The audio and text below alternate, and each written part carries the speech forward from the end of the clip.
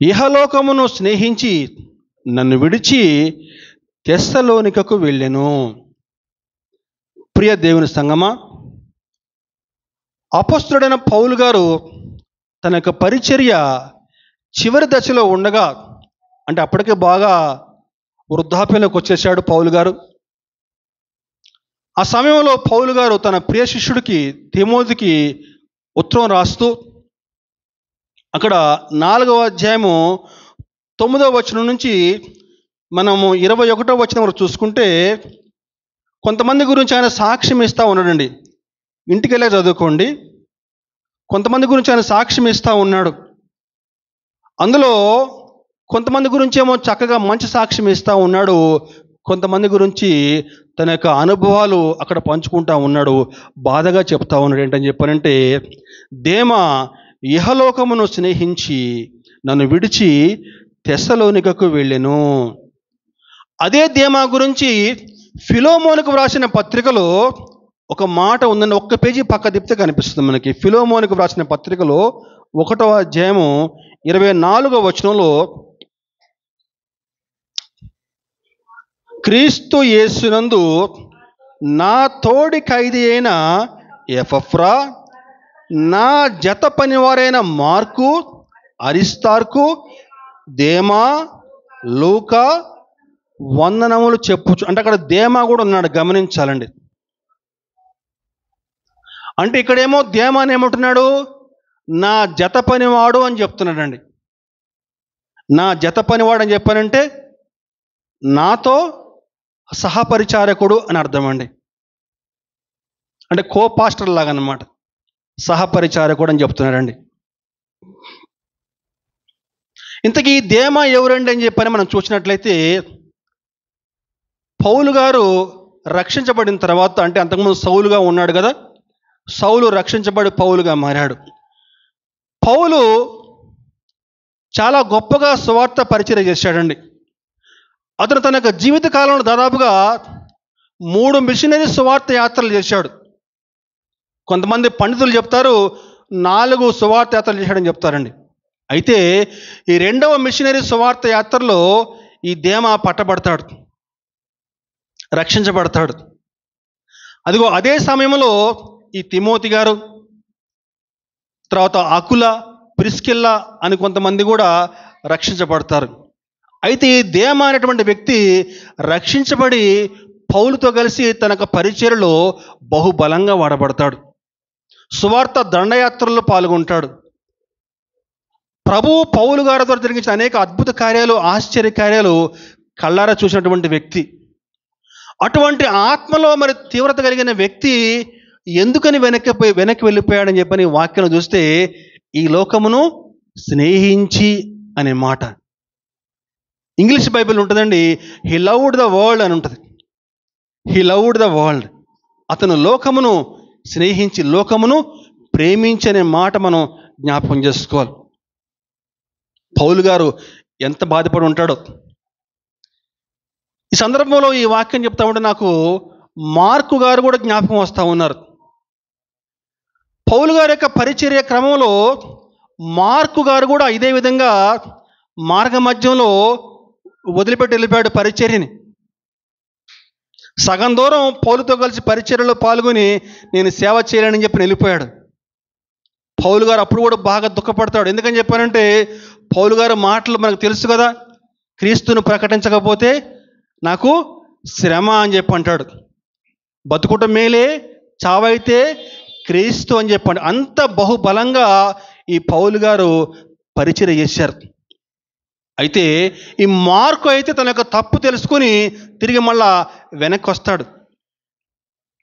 వెనక్కి వచ్చినప్పుడు పౌలు గారు ఇష్టపడలా మార్కుని చేర్చుకోవడానికి, బాగా కోపడతాడు. అయితే ఈ దేమా అయితే పూర్తిగా వదిలిపెట్టి వెళ్ళిపోతాడు. అటువంటి దేమాలు ఈనాడు లోకంలో మన సంఘాల్లోనేమి, బయట సంఘాల్లోనేమి ఎంతోమంది ఉన్నారండి. కొంతమంది చూస్తే ఎలా ఉంటారని చెప్పానంటే, కొంతకాలం పాటు క్రమంగా మందిరానికి వస్తారు, చక్కగా దేవుని యొక్క వాక్యాన్ని వింటూ ఉంటారు, దేవుని యొక్క పరిచర్యలో చక్కగా వాడబడతా ఉంటారు. పాస్టర్ గారు పాపం అమాయకుడు అనుకుంటాడు ఏంటని చెప్పానంటే, ఈ సహోదరుడు చక్కగా దేవుని చేతిలో ఒక చక్కని పాత్రగా వాడబడతాడు, చక్కగా దేవుడు ఈ వ్యక్తిని వాడుకుంటాడు, ఈ సహోదరిని చక్కగా వాడుకుంటాడని చెప్పి అనుకుంటారు. మరి అదేంటో ఏమో సడన్గా ఆ మందిరం మానేస్తారు. నాడు దేమా వెళ్ళిపోయినట్లుగా దేమా ఎందుకు వెళ్ళిపోయాడండి? ఈ లోకాన్ని స్నేహించి, హీ లవ్డ్ ద వరల్డ్. ఇటువంటి వారందరికీ కూడా మనకి ఇంగ్లీష్లో ఒక చక్కని మాట ఉందండి. వీరందరికీ ఒక చక్కని పదం ఇవ్వబడింది. ఏంటని చెప్పంటే బ్యాక్ స్లైడర్స్ అనే పదం ఇవ్వబడిందండి. బ్యాక్ స్లైడర్స్ అంటే ఆత్మీయతలో వెనక్కి జారిపోయేవారన్నమాట. ఇదిగో ఈరోజు మన అంశం అదేనండి, ఆత్మీయతలో దిగజారుటకు కారణాలు. కొంతకాలం పాటు మందిరానికి బాగానే వస్తారు, కొంతకాలం పాటు చక్కగా దేవుని యొక్క సేవలో బహుబలంగా వాడబడతారు. కానీ ఏదన్నా శ్రమ రాగానే, కష్టం రాగానే వెనక్కి వెళ్ళిపోతారండి, బ్యాక్ స్లైడర్స్. ఇటువంటి వారి గురించి, ఇటువంటి వారు సంఘాల్లో ఉంటారని చెప్పని ఆనాడు యేసు ప్రభు తన పరిచర్య మొదట్లోనే చెప్పాడు. ఇలాంటి వారు సంఘంలో ఉంటారని చెప్పని విత్తువాని ఉపమానంలో చెప్పాడు. జ్ఞాపకం చేసుకుందామండి. ఎంతమందిని విత్తువాని ఉపమానంలో? మొట్టమొదటిగా త్రోవ పక్కబడిన విత్తనాలు, రాతి నేలబడిన విత్తనాలు, ముళ్ళ కంపల పడ్డ విత్తనాలు, మంచి నేల పడవు. ఇదిగో వీరు ఎలాంటి వారని చెప్పంటే రాతి నేల పడిన విత్తనాలు వంటి వారు అన్నమాట. రాతి నేల వంటి వారు వీరి హృదయాలు. ఎలా ఉంటాయండి ఈ రాతి నేల పడిన విత్తనాల యొక్క పరిస్థితి? చూద్దాం ఒకసారి. మార్కు సువార్త 4వ అధ్యాయం చూద్దామా?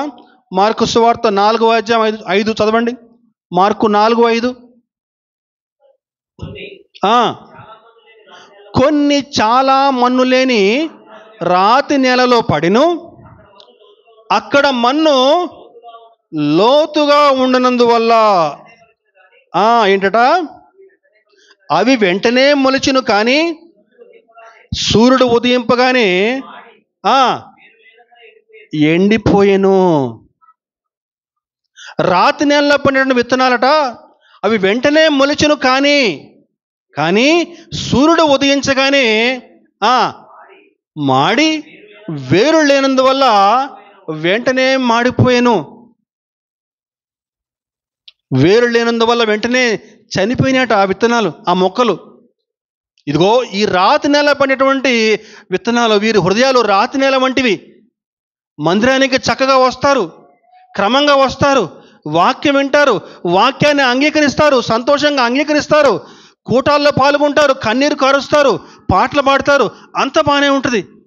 కానీ ఏదన్నా శ్రమ రాగానే, కష్టం రాగానే, ఇరుకు రాగానే, ఇబ్బంది రాగానే మందిరం రావటం మానేస్తారు. కారణం ఏంటని చెప్పంటే వారి వేరు లోతుకి బలంగా వెళ్ళకపోవటం వల్ల, వాక్యంలో బలంగా నాటకపోవటం వల్ల, వారి యొక్క వేరు క్రీస్తుతోటి అంటు కట్టబడి లేకపోవటం వల్ల ఏంటట, వారు త్వరగా ఎండిపోతారు, జారిపోతారండి.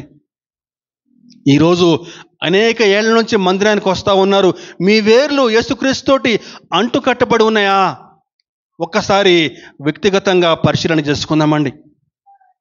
వారి వేరు బలంగా లేనందువల్ల, లోపలికి చొచ్చుకుపోకపోవటం వల్ల వారు త్వరగా ఎండిపోయిన లక్షణం కలిగి ఉంటారండి. కొలస్సీ పత్రికలో ఒక మాట ఉంది. కొలస్సీ పత్రిక 2వ అధ్యాయము 6వ వచనంలో,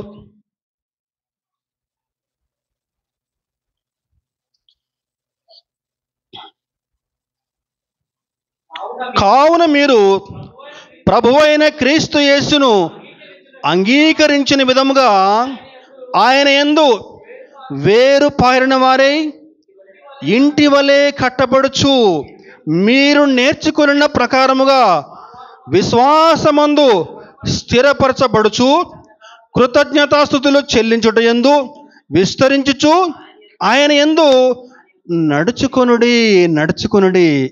ఎలా ఉండాలటండి? ఆయన యందు వేరు పారుచు.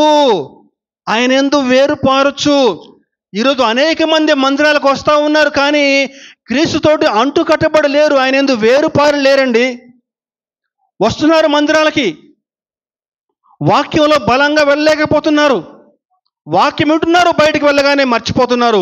ఈ చెవితో వింటున్నారు, ఆ చెవితో పక్క వెళ్ళిపోతుంది వాక్యం. యేసుక్రీస్తుతోటి అంటు కట్టబడి లేనటువంటి జీవితాలు, వేరుపారలేని జీవితాలు ఎలా ఉంటాయట? వేరుపారిన జీవితాలు ఎలా ఉంటాయండి? ఇంటి వలె కట్టబడుచు. ఇల్లు ఎంత జాగ్రత్తగా కడతారు, ఇటుక మీద ఇటుక, ఇటుక మీద ఇటుక, ఆ విధంగా ఇంటి వలె కట్టబడుచు. ఎలా అట? ఇంకా మీరు నేర్చుకున్న ప్రకారంగా విశ్వాసమందు స్థిరపరచబడుచు. ఆ విధంగా యేసుక్రీస్తుతోటి అంటు కట్టబడిన వారై ఇంటి వలె కట్టబడుచు విశ్వాసములో స్థిరపరచబడిన వారై. ఆ విధంగా యేసు ప్రభుతోటి అంటు కట్టబడి ఉంటే, ఆయనతోటి వేరుపారి ఉంటే, ఎటువంటి శ్రమ, ఎటువంటి కష్టము, ఇరుకు, ఇబ్బంది ఎన్ని వచ్చినా సరే మనల్నేమి చేయలేమండి. దేవునికి స్తోత్రం కలుగును గాక. హల్లెలూయా. ఈరోజు మన జీవితాలు యేసుక్రీస్తుతోటి అంటు కట్టబడి ఉన్నాయా? మనం యేసుక్రీస్తులో వేరుపారి ఉన్నామా? పరిశీలన చేసుకుందామండి. ఆత్మీయతలో దిగజారుటకు కారణాలు. ఈరోజు అనేక మంది క్రైస్తవులు ఇదే విధంగా ఆత్మీయతలో వెనక్కి జారిపోయి ఉన్నారండి. ఈరోజు కారణాలు, ఒక 4-5 కారణాలు మీకు వివరించే ప్రయత్నం చేస్తాను. ఈ విధంగా వెనక్కి జారిపోయే వారిలో ఈ 4-5 కారణాల్లో ఏదో కారణం వారిలో తప్పకుండా ఉంటుంది. పరిశీలన చేసుకుందామండి. ఒకవేళ అటువంటి లక్షణాలు నీలో ఉన్నట్టయితే ఈరోజే సరి చేసుకుని ప్రభు పేరిట మనవి చేస్తూ ఉన్నాను. మొట్టమొదటి కారణం, జాగ్రత్తగా విందామండి. మొట్టమొదటి కారణము లోకాన్ని ప్రేమించడం వల్ల. లోకమును ప్రేమించడం వల్ల. యాకోబు పత్రిక 4వ అధ్యాయము 4వ వచనం. యాకోబు పత్రిక 4వ అధ్యాయం 4వ వచనం. వ్యభిచారులారా, ఈ లోక స్నేహము దేవునితో వైరమని మీరు ఎరుగరా? కాబట్టి ఎవడు ఈ లోకముతో స్నేహము చేయగోరునో వాడు దేవునికి శత్రువగును. ఎంత కఠినమైన మాట పరిశుద్ధాత్ముడు వ్రాయించాడు చూశారండి. లోకముతో స్నేహము వ్యభిచారముతో సమానమనే మాట మనం జ్ఞాపకం చేసుకుందామండి. చాలా కఠినమైన మాట పరిశుద్ధాత్ముడిగా వ్రాయించాడు. లోకములో ఉన్న వాటిని ప్రేమించకూడి. ఎవడైనా లోకమును ప్రేమిస్తే దేవుని యొక్క ప్రేమ వానిలో ఉండదు. గమనించండి, లోకము ఎప్పుడు కూడా పాపాన్ని ప్రేమిస్తుంది, క్రీస్తును ద్వేషిస్తుంది. నువ్వు లోకాన్ని ప్రేమిస్తున్నావు అని చెప్పనంటే నువ్వు క్రీస్తుకు దూరం అవుతున్నట్టు లెక్క. నువ్వు క్రీస్తుకు దగ్గరైతే నీకు లోకం దూరం అయిపోతుంది. నువ్వు ఒంటరిగా ఉంటా అనిపిస్తుంది. కానీ దేవుడు నీకు దగ్గరగా ఉంటాడు. నువ్వు లోకానికి దగ్గరగా ఉంటే నీకు దేవుడు దూరం అయిపోతాడు. అందరూ నీకు స్నేహితులుగా ఉంటారు. ఈరోజు మన ఆత్మీయ జీవితాలు ఏ విధంగా ఉన్నాయి? లోకం ఎలా ఉంటుందని చెప్పంటే నిన్ను శరీరాశల వైపు, నేత్రాశల వైపు, జీవపు డమ్మం వైపు నిన్ను లాక్కెళ్తుంది. గమనించండి, ఆదివారం పూట మందిరానికి వచ్చి దేవుణ్ణి ఆరాధన చేయాలి. కానీ శరీరాశ నేను ఏ విధంగా ప్రేరేపిస్తుందని చెప్పానంటే, ఏం వెళ్తావు ఆదివారం మందిరానికి? 6 రోజుల పాటు కష్టపడ్డావు కదా, ఈ ఒక్కరోజు చక్కగా రెస్ట్ తీసుకో, హాయిగా రెస్ట్ తీసుకో. బట్టలు చూడు ఎన్ని ఉన్నాయో, బట్టలు ఉతుక్కోవచ్చు కదా చక్కగా. హాయిగా రెస్ట్ తీసుకో, ఫ్రెండ్స్ని కలువు, టీవీలో మంచి మూవీ వస్తూ ఉంది, ఇంకెప్పుడు రెస్ట్ తీసుకుంటావు? పోయిన వారం పోయినావుగా మందిరానికి, వారం వారం పోవాలా? చక్కగా హాయి కాసేపు పడుకో, వర్షం పడతా ఉంది. శరీరాశ నిన్ను ఆ విధంగా ప్రేరేపిస్తుంది. సోమరితనం వైపు నిన్ను ప్రేరేపిస్తుంది శరీరాశ. ఇంకా శరీరాశ అని చెప్పానంటే భయంకరమైనటువంటి కామాభిలాష వైపు నిన్ను ప్రేరేపిస్తుంది. ఈరోజు ఇటువంటి శరీరాశకు లొంగిపోయి ఎంతోమంది ఆత్మీయంగా పతనమైపోయారు. ఈరోజు టీవీలో చూస్తే ఎంత భయంకరమైన విషయాలు మనం చూడాల్సి వస్తుందో. వాయు వరుస లేదు, భయంకరంగా పాపం చేస్తూ ఉన్నారు. కారణము అపవాది వారిని శోధిస్తూ ఉంది, శరీరాశల వైపు ప్రేరేపిస్తూ ఉందండి. సహోదరుడా, సహోదరి, అంత్యకాలంలో జీవిస్తూ ఉన్నామండి. జాగ్రత్తగా మన ఆత్మీయతను కాపాడుకోవాలి.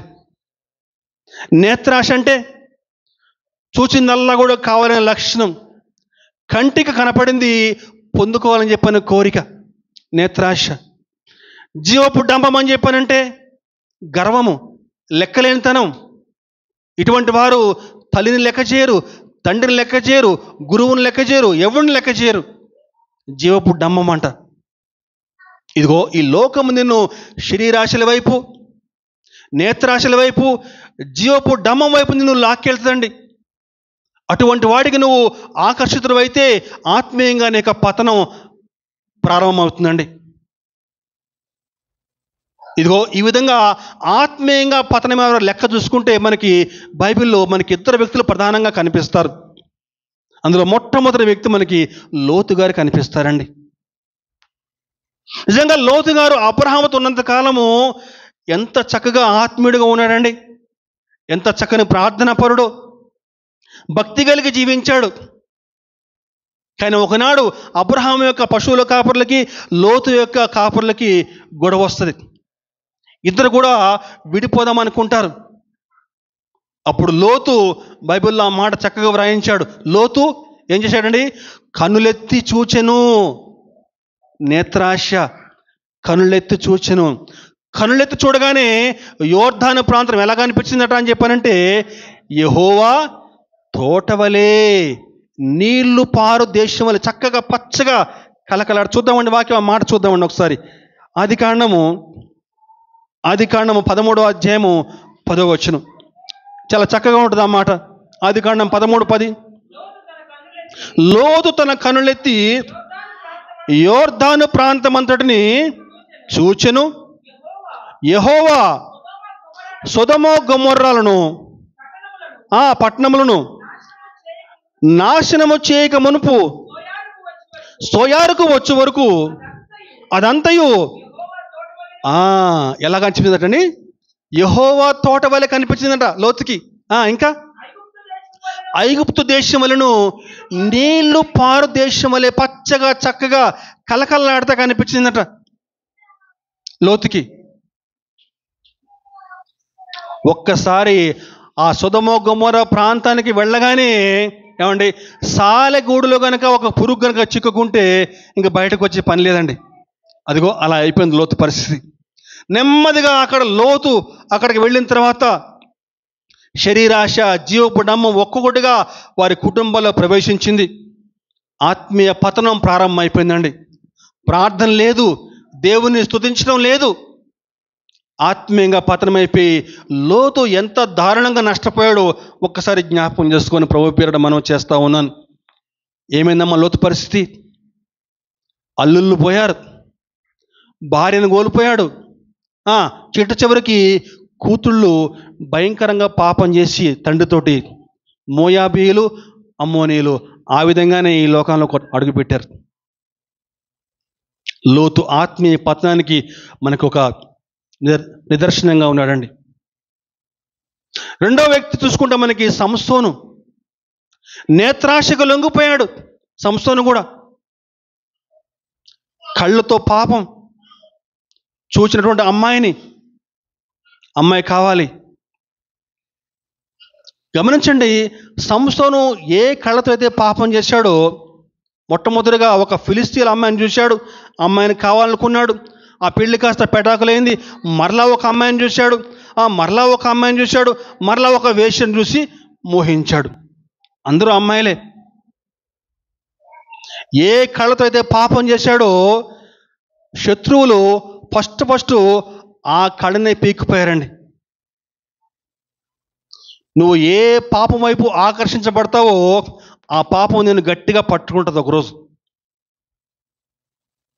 ఈరోజు మన ఆత్మీయ జీవితాలు ఏ విధంగా ముందుకెళ్తున్నాయండి? లోకం వైపు ఆకర్షితులు అవుతున్నామా? ఒకవేళ అటువంటి లక్షణాలు మనలో ఉంటే దయ ఉంచి సరి చేసుకొని ప్రభు పేరిట మనం చేస్తూ ఉన్నాను. యోహాను పత్రిక 1 యోహాను 2వ అధ్యాయం 17వ వచనం.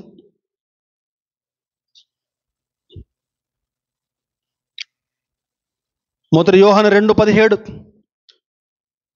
లోకమును దాని ఆశయు గతించిపోవచ్చున్నవి, కానీ దేవుని చిత్తమును జరిగించువాడు నిరంతరము నిలుచును. లోకం వైపు ఆకర్షితులవుతున్నావా? ఎప్పుడో ఒకప్పుడు లోకము నశించిపోవాల్సిందే. కానీ దేవుని యొక్క చిత్తము జరిగించేవాడు నిరంతరము నిలుచును. మొట్టమొదటి లక్షణము లోకమును ప్రేమించడం వల్ల. రెండవ కారణము వివాహ విషయంలో పొరపాట్లు చేయటం వల్ల. ఆత్మీయంగా పతనం కావడానికి ప్రధాన కారణాలండి వివాహ విషయంలో పొరపాట్లు చేయటం వల్ల. ప్రియ దేవుని సంగమా, జాగ్రత్తగా విందామండి. రక్షించబడి ఈ లోకానికి వేరుగా జీవిస్తున్న నీవు, దేవుని పట్ల భక్తి కలిగి జీవిస్తున్న నీవు, ప్రభువు పేరిట వినయంగా బతిమాలుతున్నాను, రక్షించబడి దేవుని పట్ల భక్తి కలిగి జీవిస్తున్న నీవు వివాహం చేసుకోవాలని చెప్పారంటే ఖచ్చితంగా ఒక విశ్వాసిని వివాహం చేసుకోవాలండి. ఖచ్చితంగా విశ్వాసిని వివాహం. ఎవరైతే దేవుని పట్ల విశ్వాసం కలిగి ఉన్నారో, దేవుని పట్ల భక్తి కలిగి ఉంటున్నారో, ఖచ్చితంగా మందిరానికి వస్తారో వారినే వివాహం చేసుకొని ప్రభు పేరిట మనం చేస్తూ ఉన్నాను. ఒకవేళ ఆ విధంగా కాకుండా అవిశ్వాసిని లేకుంటే అన్య సాంప్రదాయాలు అనుసరించేటువంటి వారిని వివాహం చేసుకుంటే ఖచ్చితంగా ఆత్మీయంగా నష్టపోయేటువంటి అవకాశం ఉంటుంది. మనం చాలా కుటుంబాల్లో చూస్తూ ఉంటాము. అబ్బాయి ఏమో చక్కగా భక్తిపరుడుగా ఉంటాడు, అమ్మాయి ఏమో ఒక అన్యురాలుగా ఉంటుంది. లేకపోతే అమ్మాయి ఏమో చక్కగా విశ్వాసిగా ఉంటుంది, అబ్బాయి ఏమో అన్యుడుగా ఉంటాడు. ఏందమ్మా ఇది? విశ్వాసం దొరకలేదా మీకు? విశ్వాసం చేయొచ్చు కదా, విశ్వాసకి ఇచ్చని చెప్పండి. ఏమంటారు వాళ్ళు? అమ్మాయి అబ్బాయి ఇష్టపడ్డారండి, మార్చుకుంటా అని చెప్పారులేండి వాళ్ళు, తర్వాత మార్చుకుంటారులేండి వాళ్ళు, మందిరానికి లాక్కొస్తా అని చెప్పిందిలేండి, ఎట్లా గట్ట చేసి మందిరానికి తీసుకొస్తా అని చెప్పిందండి. వీళ్ళు వాళ్ళని మార్చడం కాదు, వాళ్ళు వీళ్ళని మార్చేస్తారు. ఆ విధంగా మారిపోయి ఆత్మీయంగా పతనమైనటువంటి వారు అనేక మందిని చూస్తూ ఉన్నామండి. ఒకవేళ ఎందరూ మారినా పర్లేదుగా, నేను మాత్రం చాలా గట్టిగా ఉంటాను, బలంగా ఉంటాను చెప్పని అనుకుంటున్నావేమో సహోదరుడు, సహోదరి. మహాజ్ఞాని అయిన సొలొమోనే జారిపోయాడు. నువ్వు నేను ఒక లెక్క. సొలొమోను మహాజ్ఞాని. సొలొమోనుకి ఎంత జ్ఞానం ఉందని చెప్పానంటే, సొలొమోను యొక్క జ్ఞానము భూదిగంతాలకి వ్యాపించి ఎక్కడో షేబ దేశం నుంచి ఒక మహారాణి సొలొమోను యొక్క జ్ఞానం వినాలని చెప్పని వచ్చిందంట.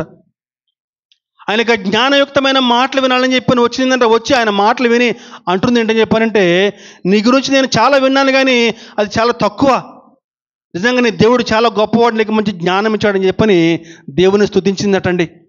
దేవునికి స్తోత్రం. అటువంటి మహాజ్ఞానిటువంటి సొలొమోను ఏం చేశాడని చెప్పానంటే చూద్దాం. మొదటి రాజులు 11వ అధ్యాయం 1వ వచనం. మొదటి రాజులు 11:1.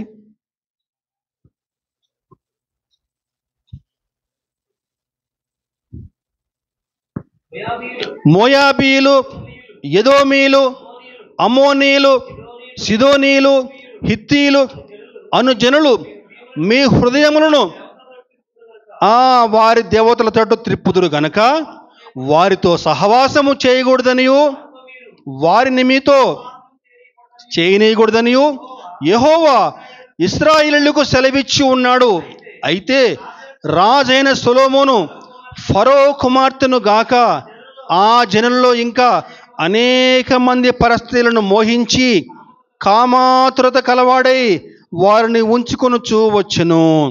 అతనికి 700 మంది రాజకుమార్తెలైన భార్యలు, 300 మంది ఉపపత్నులు ఉన్నారు. అతని భార్యలు, ఈ పదాన్ని జాగ్రత్తగా గమనిద్దామండి. అతని భార్యలు అతని హృదయమును త్రిప్పివేసిరి. సొలొమోను వృద్ధుడైనప్పుడు అతని భార్యలు అతని హృదయమును ఇతర దేవతల తట్టు త్రిప్పగా.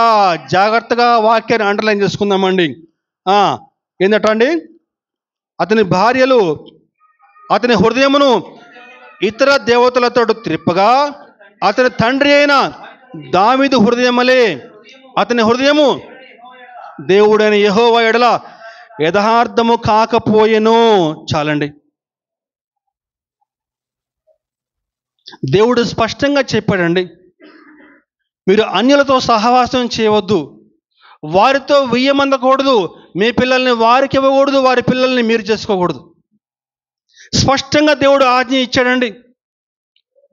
సొలొమోను మహాజ్ఞాని, మా అమ్మాయిని చేసుకోండి అని చెప్పని ఆ రోజు సొలొమోను చుట్టూ వెంటబడ్డారట. పాపం వాళ్ళు బాధపడతారేమో అని చెప్పని అందరినీ వివాహం చేసుకున్నాడు సొలొమోను. అతని వృద్ధాప్యం ముందు అతని భార్యలు అతని హృదయమును త్రిప్పివేయగా, రాజైన దావీదు వలె అతని హృదయము దేవుని పట్ల యథార్థత లేకుండెను. చివరికి సొలొమోను యొక్క కాలంలోనే ఇశ్రాయేలు రాజ్యం 2 ముక్కలుగా విడిపోయిందండి. 2 భాగాలుగా చీలిపోయింది. ఇశ్రాయేలీలు 12 గోత్రాల ప్రజలు. సొలొమోను కాలంలో ఆ 12 గోత్రాలు కాస్త 10 గోత్రాలు ఇశ్రాయేలు రాజ్యంగా, 2 గోత్రాలు యూదా రాజ్యంగా విడిపోయినాయి. యూదా బెన్యామీను గోత్రము యూదా రాజ్యంగాను, మిగిలిన గోత్రాలు ఇశ్రాయేలు రాజ్యంగా విడిపోయినాయి. చిట్ట చివరికి ఇశ్రాయేలు రాజ్యం మొత్తం నశించిపోయింది, యూదా రాజ్యం ఒక్కటే మిగిలిపోయిందండి. సొలొమోను యొక్క జీవిత కాలంలో ఒక చేదు మరక. ప్రియ సహోదరుడ సహోదరి, వివాహం కాని వారికి ప్రత్యేకంగా విజ్ఞప్తి చేస్తూ ఉన్నాను. విశ్వాసం కలిగి ఉంటున్నావు, రక్షణ పొందుకున్నావు, లోకానికి వేరుగా జీవిస్తూ ఉన్నావు, ప్రభు పేరిట మనవి చేస్తూ ఉన్నాను. ఖచ్చితంగా విశ్వాసనే వివాహం చేసుకోమని మనవి చేస్తూ ఉన్నాను. వివాహం కాని వారైతే ఇంకేం చేయలేము అనుకోండి, తప్పదు, భరించాల్సిందే. యెహోషువ గ్రంథంలో యెహోషువ గారు మాట్లాడుతూ ఒక మాట, చక్కని మాట. యెహోషువ 23వ అధ్యాయము 11వ వచనం.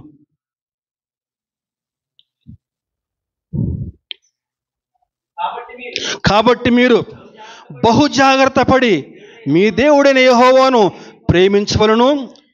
అయితే మీరు వెనుకకు తొలగి మీ యొద్ద ఉన్న హత్తుకుని వారితో 1000 మంది, వారితో మీరును మీతో వారును సాంగత్యము చేసిన యెడల మీ దేవుడైన యెహోవా మీ ఎదుట నుండి ఈ జనములను కొట్టివేయటం మానును. మీ దేవుడైన యెహోవా మీకు ఇచ్చిన ఈ మంచి దేశంలో ఉండకుండా మీరు నశించు వరకు, జాగ్రత్త చదువుదామండి, వారు మీకు ఎలా ఉంటారటండి? ఉరిగా ఉంటారట, బోనుగా ఉంటారట, మీ పక్కల మీద కొరడాలుగాను, మీ కన్నులలో ముళ్ళుగా ఉంటారటండి. యెహోషువ ఆనాడే చెప్పాడండి, ఎంత స్పష్టంగా చెప్పాడండి. ఎలా ఉంటారటండి? పక్కల మీద కొరడాలుగా ఉంటారట, కళ్ళల్లో ముళ్ళుగా ఉంటారటండి, ఉరిగా ఉంటారటండి, బోనుగా ఉంటారట. సహోదరుడా సహోదరి, జాగ్రత్త. రక్షించబడి ఉన్నావు కాబట్టి తప్పకుండా విశ్వాసినే వివాహం చేసుకోవాలి. ఖచ్చితంగా వారు మందిరానికి వచ్చేటువంటి వారే ఉండాలి. వారిని మాత్రం వివాహం చేసుకుందాం, దేవునికి మహిమకరంగా జీవించమని ప్రభు పేరిట మనం చేస్తూ ఉన్నాను. 2వ కారణం, ఆత్మీయతలో దిగజారుటకు కారణాలు. 2 కారణాలు చెప్పుకున్నామండి. మొట్టమొదటి కారణం ఏంటండి? లోకాన్ని ప్రేమించడం వల్ల. 2వది వివాహ విషయంలో పొరపాట్లు చేయటం వల్ల. 3వ కారణము సరైన వారితో సహవాసం చేయకపోవటం వల్ల, సరైన వారితోటి ఫ్రెండ్షిప్ చేయకపోవటం వల్ల ఆత్మీయతలో వెనక్కి జారిపోయే అవకాశం ఉందండి. మనకందరికీ ఒక పాత సామెత జ్ఞాపకం ఉంది కదా, 6 నెలలు సహవాసం చేస్తే వాళ్ళు వీళ్ళు అవుతారట, వీళ్ళు వాళ్ళు అవుతారటండి. రక్షించబడ్డావు, దేవుని కృపచేత రక్షించబడ్డావు. మరి దేవుని కృపచేత రక్షించబడ్డ నీవు ఆ రక్షణను మరింత జాగ్రత్తగా కాపాడుకోవాల్సిన బాధ్యత నీపైన ఉంది. ప్రియ సహోదరుడ సహోదరి, ఒకప్పుడు నువ్వు చీకట్లో నివసించావు, ఒకప్పుడు నువ్వు పాపంలో నివసించావు, ఒకప్పుడు నువ్వు తాగుబోతుగా ఉన్నావు, తిరుగుబోతుగా ఉన్నావు. పొద్దున్న లేగిస్తే చాలు తాగుడు, మందు, పేకాట, జోదం, ఇవే నీ నిత్యకృత్యాలు. కానీ దేవుని యొక్క కృపచేత రక్షించబడ్డావు. ఇప్పుడు నువ్వు ఒక నిత్య నూతనమైన వ్యక్తివి. మరి నూతనమైన వ్యక్తిగా జీవిస్తున్న నీవు నీ గతకాలపు సహవాసాలకి దూరంగా ఉండాలి. నేను వారితో సహవాసం చేయకుండా ఉండలేను, వారు నా ఫ్రెండ్స్ కదా అని చెప్పంటే ఎప్పుడొకప్పుడు మళ్ళీ తిరిగి నిన్ను వెనక్కి లాగేటువంటి అవకాశం ఉంటుందండి. ఆత్మీయంగా తిరిగి మళ్ళీ నువ్వు వెనక్కి పడిపోయే అవకాశం ఉంటుంది. బైబిల్ గ్రంథంలో ఎవరితో సహవాసం చేయవద్దో స్పష్టంగా ఒక 2-3 ఉదాహరణలు చెప్తానండి. మొట్టమొదటి సామెతలు 22వ అధ్యాయము 24-27. సామెతలు 22వ అధ్యాయం 24 నుంచి 27 వరకు. కోపచిత్తునితో సహవాసము చేయకము, క్రోధము గలవానితో పరిచయము కలిగి ఉండకము, నీవు వాని మార్గమును అనుసరించి నీ ప్రాణమునకు ఉరి తెచ్చుకుందువేమో. చాలండి. కోపచిత్తునితో సహవాసం చేయవద్దు అని అంటున్నానండి వాక్యం. అంటే కొంతమంది ఎట్లా ఉంటారని చెప్పారంటే, కోపం వచ్చినప్పుడు వారు ఏం చేస్తారో వారికి తెలియదండి, ఏం మాట్లాడతారో వారికి తెలియదు, చేతిలో ఏముందో చూసుకోరు. చేతిలో రాయి ఉందా, లేకపోతే ఏమండి సహోదరులు, పెనం ఉందా, ఆటల కాడ ఉందా, ఏముంటే అది చూసుకోరు, విసిరి పడేస్తూ ఉంటారట. వస్తూ ఉంటారు అప్పుడప్పుడు హాస్పిటల్స్కి ఇట్లాంటి కేసులు, ఇక్కడ కట్టయి ఇక్కడ కట్టయి. బైబిల్ గ్రంథంలో మొట్టమొదటి మరణము ఎవరి మరణం అండి? హేబేలు మరణము. సహజ మరణం కాదండి. దానికి ప్రధాన కారణము కోపమేనండి. ప్రభు అయినటువంటి దేవుడు హేబేలు యొక్క అర్పణను అంగీకరించి కయీని యొక్క అర్పణను అంగీకరించలేదు. దానికి కయీనికి కోపం వచ్చేసి అసూయతో రగిలిపోయి తమ్ముడైన హేబేలును చంపేశాడు. ఇదిగో ఇటువంటి వారితోటి సహవాసం చేయటం వల్ల ఏంటంటే ఏముంది వాక్యంలో? కోపచిత్తునితో నువ్వు సహవాసం చేస్తే వాని మార్గమును అనుసరించి నీ ప్రాణమునకు ఉరి తెచ్చుకుందువేమో. అటువంటి కోపిష్టి వాళ్ళతోటి సహవాసం చేయకపోవటం వల్ల ఆత్మీయంగా చక్కగా మనం ఎదిగే అవకాశం ఉంటుంది. అటువంటి వారితో సహవాసం చేస్తే మనకు అంత క్షేమకరం కాదండి. అదే సామెతల గ్రంథంలో 23వ అధ్యాయం 20 వచనం కూడా 23-20 కూడా చూస్తే, ద్రాక్షరసము త్రాగువారితోనూ మాంసము హెచ్చుగా తినేవారితోనైనను సహవాసము చేయకము. జాగ్రత్తగా విందామండి. ద్రాక్షరసము త్రాగువారితోనైనను మాంసము హెచ్చుగా తినేవారితోనైనను సహవాసము చేయకము. ఎవరితోనటండి? ఏమ్మా, మన భాషలో చెప్పుకుందామండి. ఇవి చక్కగా క్లాసికల్ వర్డ్స్ చెప్పారు, మన భాషలో చెప్పుకుందామండి. మత్తు పదాలు కూడా కొంచెం క్లాసే, కొంచెం తాగుబోతులు. కొంతమంది పోతులు ఉన్నారండి. పోతులు, తాగుబోతు, తిరుగుబోతు, తిండిపోతు, నిద్రపోతు, సోమరిపోతు, పోతులు. వీళ్ళందరూ కూడా ఇటువంటి పోతు లక్షణం కలిగి ఉంటారండి. ఇటువంటి పోతుల్లో తిండిపోతు ప్రధానమైందట. భయంకరమైన పాపంగా చెప్పబడిన తిండిపోతనం. ఇట్లాంటి వారు ఏంటని చెప్పంటే బతకడం కోసం తినరండి, తినడం కోసం బతుకుతారట. నేను చెప్పడం కాదండి, వాక్యంలో ఉంది. చూద్దాం వాక్యంలో. ఫిలిప్పీ పత్రిక 3వ అధ్యాయం 18వ వచనం. ఫిలిప్పీ 3:18. పౌలు గారు ఫిలిప్పీలకి పత్రిక రాస్తూ, అనేకులు క్రీస్తు శిలువకు శత్రువులుగా నడుచుకొనుచున్నారు. వీరిని గూర్చి మీతో అనేక పర్యాయములు చెప్పి ఇప్పుడును ఏడ్చుచూ చెప్పుచున్నాను, నాశనమే వారి అంతము, వారి కడుపే వారి దేవుడు, వారు తాము సిగ్గుపడవలసిన సంగతులు ఎందు అతిశయపడుచున్నారు, భూ సంబంధమైన వాటి ఎందే మనసు నుంచున్నారు. ఎంత కఠినమైన మాటలండి. వారి కడుపే వారికి దేవుడు అటండి. అంటే ఇటువంటి వారు ఎట్లా అని చెప్పంటే వారి కడుపు నిండితే చాలు, ఇంకేం అక్కర్లేదు వాళ్ళకి. ఇటువంటి వారు మన సంఘాల్లో కూడా కనిపిస్తూ ఉంటారండి. ఇట్లాంటి వారు ఎట్లా ఉంటారని చెప్పారంటే మందిరానికి వెళ్తారు, కూటాలకి వెళ్తారు, కాకపోతే వాక్యం మీద ధ్యాస ఉండదు. ఎప్పుడు చివరి ప్రార్థన అయిపోద్దా, ఇప్పుడు ఆశీర్వాదం ఇస్తారా అని చెప్పి చూస్తూ ఉంటారు. ఆ చివరి ప్రార్థన ఆశీర్వాదం అయిపోగానే వెంటనే పోయి లైన్లో ఫస్ట్ ఉండేది వాళ్ళే. ఇటువంటి వారి పక్కన కూర్చుంటే ఏమండి, మనం కూడా వాక్యం వినకపోగా మన ఆత్మీయత కూడా దెబ్బతినే అవకాశం ఉంటుందండి. ఇదిగో మన సొలొమోన్ గారు ఏనాడో చెప్పాడు, ద్రాక్షరసము త్రాగువారితో నేనను, మాంసము హెచ్చుగా తినేవారితో నేనను సహవాసము చేయవద్దు అని చెప్పేసి. చాలా ప్రాముఖ్యమైన మాటలండి, జాగ్రత్తగా జ్ఞాపకం చేసుకుందాం. ఇంకా ఎవరితో సహవాసం చేయకూడదు? 2 కొరింథీ పత్రిక 6వ అధ్యాయం 14వ వచనం. 2 కొరింథీ పత్రిక 6:14. మీరు అవిశ్వాసులతో జోడుగా ఉండకుడి, నీతికి దుర్నీతితో ఏమి సాంగత్యము, వెలుగునకు చీకటితో ఏమి పొత్తు. 17వ వచనం అండి. కావున మీరు వారి మధ్య నుండి బయలువెడలి ప్రత్యేకముగా ఉండుడి, అపవిత్రమైన దానిని ముట్టకూడని ప్రభు చెప్పుచున్నాడు. వాక్యం విన్న సహోదరుడా సహోదరి, జాగ్రత్తగా విందామండి. అవిశ్వాసులతో జోడుగా ఉండకూడి. అవిశ్వాసులంటే ఎవరమ్మా? అవిశ్వాసులంటే ఎవరైతే యేసు ప్రభువుని రక్షకుడుగా అంగీకరించరో, క్రీస్తుని రక్షకుడుగా ఎవరైతే అంగీకరించరో వారందరూ కూడా అవిశ్వాసులు. అటువంటి అవిశ్వాసులతోటి జోడి చేయవద్దు, అటువంటి వారితో సహవాసం చేయవద్దని స్పష్టంగా వాక్యం సెలవిస్తూ ఉంది. అటువంటి వారితో నువ్వు సహవాసం చేస్తే ఎప్పుడొకప్పుడు వాళ్ళు నిన్ను వెనక్కి లాగేస్తారు. జాగ్రత్త సహోదరుడు సహోదరి. అవిశ్వాసులతో జోడుగా ఉండకూడి. వారితోటి అంటే మాట్లాడదని చెప్పట్లేదు, వారితోటి మరీ ఎక్కువగా సహవాసం చేయవద్దు.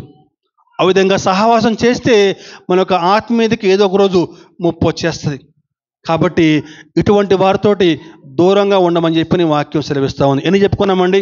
మొట్టమొదటిగా కోపచిత్తంతో సహవాసం చేయవద్దు, ద్రాక్షరసము త్రాగువారితోటి, మాంసము హెచ్చుగా తినువారితోటి, అవిశ్వాసులతోటి సహవాసం చేయవద్దు. సరైన వారితో సహవాసం చేయకపోవడం వల్ల ఆత్మీయతలో దిగజారే అవకాశం ఉంటుంది. 3 కారణాలు చెప్పుకున్నామండి. నాలుగో కారణం చూసుకుంటే, ప్రార్థన చేయకపోవటం వల్ల, వాక్యాన్ని ధ్యానం చేయకపోవడం వల్ల ఆత్మీయంగా వెనక్కి జారిపోయే అవకాశం ఉంటుందండి. ప్రియ సహోదరుడా సహోదరి, క్రైస్తవునిగా జీవిస్తున్న నీవు, విశ్వాసిగా జీవిస్తున్న నీవు ప్రతిరోజు కూడా క్రమం తప్పకుండా కొద్దిసేపు దేవునితో నీ యొక్క సమయాన్ని గడపాలి. దేవునితో ఖచ్చితంగా కొద్దిసేపు ముచ్చటించాలి. నీ కష్టము, నీ ఇరుకు, నీ బాధ, నీ ఇబ్బంది, నువ్వు ఎక్కడైతే ఉద్యోగం చేస్తావో ఆ ఉద్యోగంలో నీకు ఎదురయ్యేటువంటి ప్రతి ఇబ్బంది, నీకు ఏదైనా కష్టం వస్తే, నీ కుటుంబంలో ఏదైనా కష్టం వస్తే ఆ ప్రతి కష్టం, ప్రతి బాధ దేవునితో పంచుకోవాలండి. ఆ విధంగా దేవునితో మాట్లాడిన తర్వాత దేవుడు నీతో మాట్లాడే అవకాశం ఇవ్వాలి. దేవుడు వాక్యం ద్వారా నీతో మాట్లాడతాడు. ఆ విధంగా దేవుడు నీతో మాట్లాడిన తర్వాత కొద్దిసేపు మౌనంగా కళ్ళు మూసుకుని చదివిన వాక్యాన్ని ధ్యానం చేయాలి. ఆ విధంగా ధ్యానం చేస్తే నువ్వు ఆత్మీయంగా చక్కగా మంచి నేల పడ్డ విత్తనం వల్లే చక్కగా ఎదిగి ఫలిస్తావు. కానీ ఈరోజు దురదృష్టవశాత్తు చాలామంది వాక్యాన్ని ధ్యానం చేయలేకపోతున్నారు, చదవలేకపోతున్నారు, ప్రార్థనలో సమయం గడపలేకపోతున్నారండి. చాలా విచారం. జ్ఞాపకం ఉంచుకోండి, నువ్వు దేవునికి సమయం ఇవ్వకపోతే, దేవుణ్ణి హృదయంలోకి ఆహ్వానించకపోతే, నువ్వు దేవునికి ప్రార్థన చేయకపోతే దెయ్యం నిన్ను పట్టుకుంటుంది. వాస్తవం, దెయ్యం నీతో మాట్లాడుతుంది. దేవుడితో నువ్వు మాట్లాడకపోతే దేవునితో మాట్లాడుతుంది. నెమ్మదిగా నువ్వు ఆత్మీయంగా వెనక్కి జారిపోయేటువంటి అవకాశం ఉంటుంది. మనకి బాగా తెలిసిన ఉదాహరణ, ప్రభువైన యేసుక్రీస్తు గెత్సెమనే తోటలో తెల్లారితో అప్పగించబడిపోతున్నాడు. శిష్యులను తీసుకుని ఆ గెత్సెమనే తోటకు వెళ్ళి ఏం చెప్తాడండి? కొద్దిసేపు మీరు ప్రార్థన చేయండి, నేను ముందుకు వెళ్ళి కాసేపు నేను కూడా ప్రార్థన చేస్తానని చెప్పని ముందుకు వెళ్ళి ప్రార్థన చేసి వెనక్కి వచ్చి చూస్తే శిష్యులు నిద్రపోతూ ఉంటారండి. ప్రార్థన చేయకుండా నిద్రపోతూ ఉంటారు. ఆనాడు పేతురు గారు ప్రార్థన చేయకుండా నిద్రపోవటం వల్ల పేతురు ఎంత నష్టపోయాడో మనకు తెలుసు. పేతురు యొక్క జీవితంలో ఒక మాయని మచ్చ.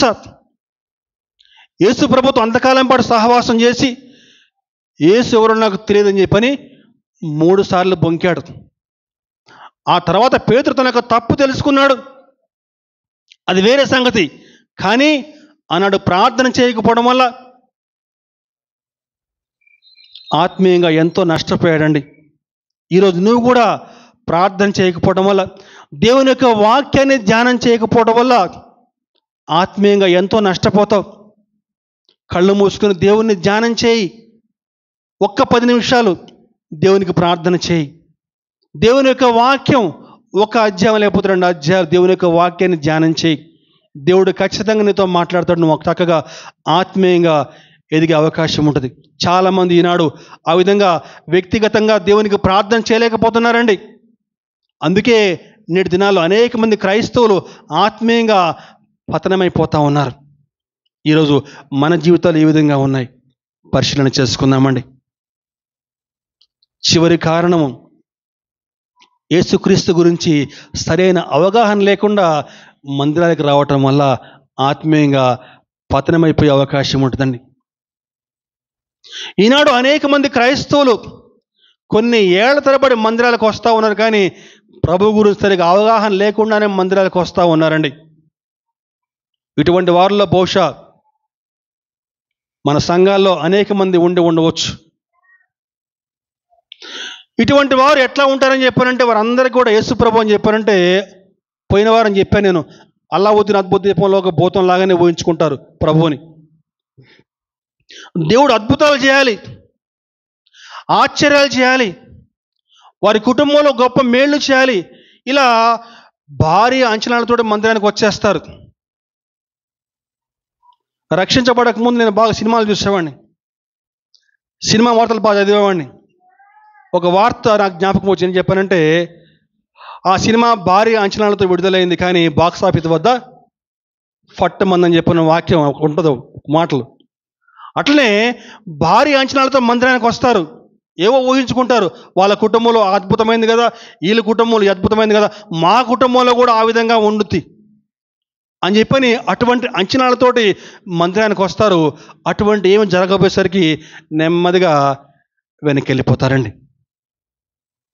మరి దేవుడు అద్భుతాలు చేయడా? ఎందుకు చేయడు? బేషుగ్గా చేస్తాడు. ఆయన పేరే అద్భుతకరుడు. ఏం పేరండి అనుకున్న పేరు? అద్భుతకరుడు, ఆశ్చర్యకరుడు ఆయనకున్న పేరు. ఆకాశం నుంచి మన్నాను ఆహారంగా కురిపించాడు, బండ నుంచి నీటిని రప్పించాడు, ఎర్ర సముద్రం 2 పాయలుగా చీలిపోయింది, యాయిరు కుమార్తెను స్వస్థపరిచాడు, చనిపోయిన లాజరును తిరిగి బతికించాడు. ఎన్నో అద్భుతాలు. యేసు ప్రభు ఈ లోకానికి ఎందుకు వచ్చాడో తెలియకుండానే మందిరాలకు వస్తూ ఉంటారు. ఎందుకు వచ్చాడండి యేసు ప్రభు? నువ్వు నశించిపోయి నరకాగ్నిలో పడకుండా నీకు బదులుగా ఆయన సిలువలో మరణించాడు. వచ్చి నీకు బదులుగా నీ స్థానంలో ఆయన సిలువలో మరణించాడు, తనకు అమూల్యమైన రక్తాన్ని కార్చాడు. ఆ విధంగా నువ్వు నశించిపోకుండా నరకాగ్నిలో పడకుండా ఈరోజు నువ్వు సజీవంగా ఉన్నావని చెప్పండి. అది కేవలం దేవుడిచ్చిన కృపనే.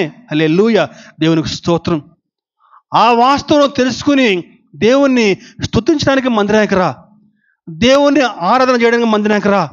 ఆ విధంగా చేసిన మందిరానికి వచ్చి దేవుణ్ణి స్తుతిస్తూ ఉంటే, ఆరాధిస్తూ ఉంటే దేవుడు చూచి సంతోషిస్తాడు. క్రమంగా దేవుడు నీ కుటుంబంలో కూడా గొప్ప అద్భుతాలు చేస్తాడు. ఒకవేళ ఆ విధంగా కాకుండా నువ్వు మేళ్ల కోసమే మందిరానికి వస్తే నువ్వు ఖచ్చితంగా వెనక్కి జారిపోయే అవకాశం ఉంటుందండి. ఈనాడు అనేక మంది ఇదే స్థితిలో ఉన్నారు. ఎవడో చెప్తాడు నువ్వు మందిరానికి పో, నీకు బాగా మేలు అయిపోద్దని చెప్పని, వాడు ఏదో ఆశతో వస్తాడు మందిరానికి, ఆ జరగపోయేసరికి వేస్ట్ రా ఇదంతా అని చెప్పని మళ్ళీ వెనక్కి వెళ్ళిపోతారండి. ఆ విధంగా రావద్దండి మందిరానికి. దేవుని పట్ల విశ్వాసం కలిగి, యథార్థత కలిగి ఆయనను స్తుతించాలి, ఆయన హృదయపూర్తిగా ఆరాధన చేయాలి.